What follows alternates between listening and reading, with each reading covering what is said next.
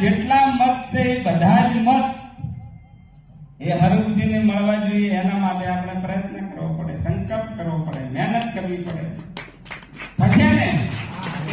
અને બીજું 90% ને હોય 100% મતદાન કરવું પડે.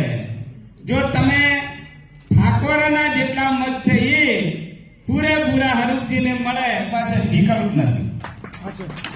અને એ જીતવી હોય તો આપણી પાસે ત્યાં 10-12 દિવસ છે, ચૂંટણી પ્રચારના છે, મતદાન સુધીના. દિવાળીના દિવસો છે પણ સારું છે. દિવાળીના દિવસે આપણે ગામડામાં તો રિવાજ છે કે 5 પરબલમાં રાવણા થાય છે સરપંચ. એ 5 પરબલમના રાવણામાં આપણી વાત સાબુત રાખો અને પેલો કરો. એટલે જુદા આ કુદરતી દિવાળી લાવી છે, તમારા ઘરે લાવી છે અને એનો ઉપયોગ આપણે કરવી છે. અને મિત્રો, આ ચૂંટણી જો જીતવી હોય, ભવ્ય રીતે જીતવી હોય, એક વાત આપણે સમજી લઈએ કે અલ્પેશભાઈ હોય, કેસાજી હોય, લવિંગજી હોય કે કોઈ પણ વ્યક્તિ હોય, એ વ્યક્તિને મોટા કરવા વાળો વર્ગ તમે છો.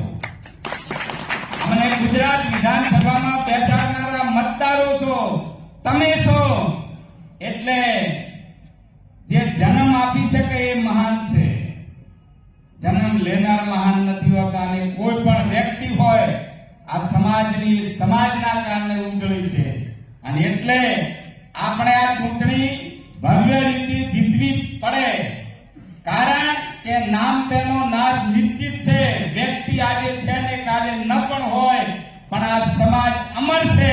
એ સમાજના રાજકારણ માટે થઈ અને આ ચૂંટણી કોઈ પણ સંજોગોમાં આપણે બધી જ વાત એક બાજુ મૂકીને આ ચૂંટણીને આપણે જીતવી પડે.